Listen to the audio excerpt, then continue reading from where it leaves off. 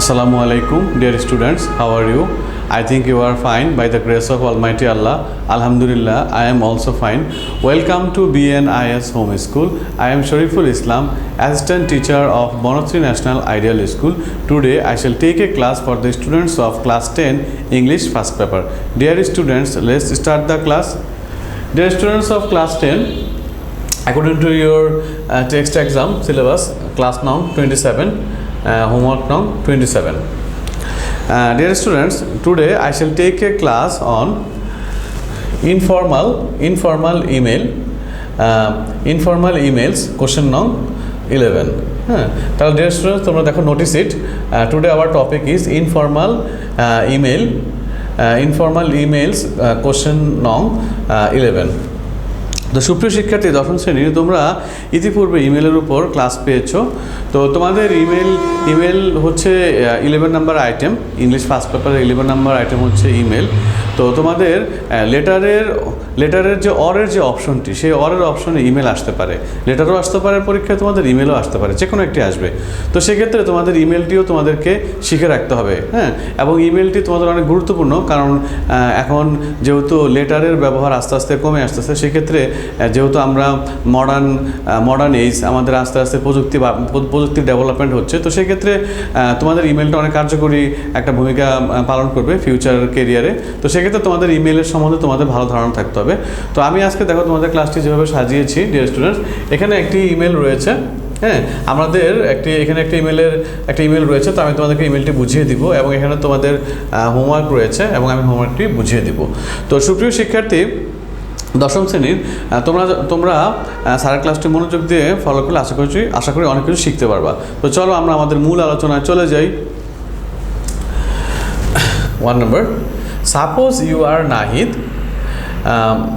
you are an SSC candidate. মনে করো তুমি Nahid, you are an SSC candidate, তুমি একজন এসএসসি পরীক্ষার্থী। Your exam is very near, তোমার পরীক্ষা খুব নিকটবর্তী।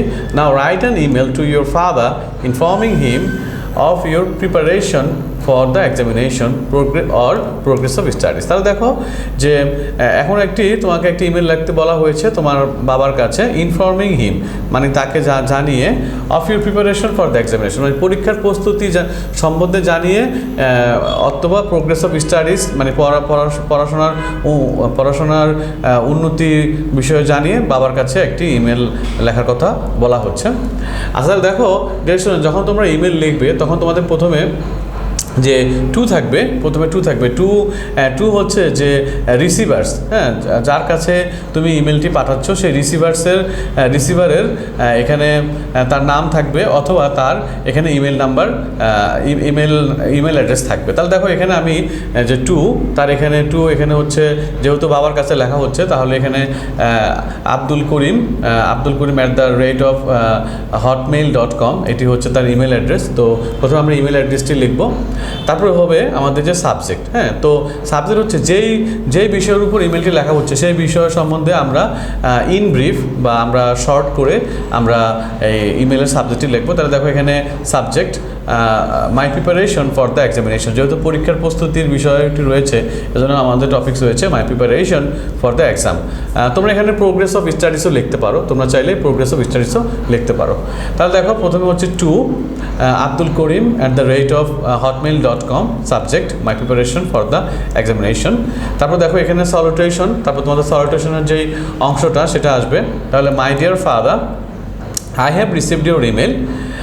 I am sorry for not replying to it earlier because I was busy with my studies. তাহলে দেখো আমি দুঃখিত যে নট রিপ্লাইং মানে আমি এটির পুনরুত্তর দিতে পারি নাই, টু ইট আর্লিয়ার তাড়াতাড়ি আমি এটির উত্তর দিতে পারি নাই, earlier because I was busy with my studies, কারণ আমি আমার পড়াশোনা নিয়ে ব্যস্ত ছিলাম। The result of my test exam has come out. তাহলে দেখো হ্যাজ কাম আউট মানে কি, প্রকাশিত হয়েছে। তাহলে the result of my test exam মানে আমার টেস্ট পরীক্ষার যে ফলাফল সেটি প্রকাশিত হয়েছে। You will be glad to know that I have stood first getting GPA 5। তাহলে you will be glad to know that, যে তুমি জেনে আনন্দিত হবে যে আই হ্যাভ স্টুড ফার্স্ট আমি প্রথম হয়েছি, গেটিং GPA 5 আমি GPA 5 পেয়ে প্রথম হয়েছি। I am working hard for the ensuing SSC exam. হ্যাঁ, তাহলে আমি এখন দেখো অ্যানসিউইং অর্থ আসন্ন, আমি আসন্ন এসএসসি পরীক্ষার জন্য কঠোর পরিশ্রম করতেছি। My preparation is almost complete. হ্যাঁ, আমার প্রস্তুতি প্রায় শেষ। Mathematics seems very interesting to me. হ্যাঁ, যে ম্যাথমেটিক্স, দেখো ম্যাথমেটিক্স মানে গণিত। হ্যাঁ, তাহলে mathematics seems very interesting to me.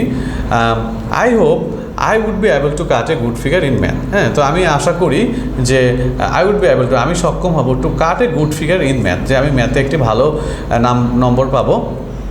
I have also read thoroughly almost all the topics of physics, chemistry, biology. হ্যাঁ, তাহলে দেখো ডিয়ার স্টুডেন্টস যে I have also read thoroughly মানে হচ্ছে পুঙ্খানুপুঙ্খভাবে বা পুঙ্খানুপুঙ্খ রূপে almost all the topics of physics. হ্যাঁ, আমি পুঙ্খানুপুঙ্খ রূপে ফিজিক্স, কেমিস্ট্রি, বায়োলজির বেশিরভাগ টপিক্সই শেষ করে ফেলেছি।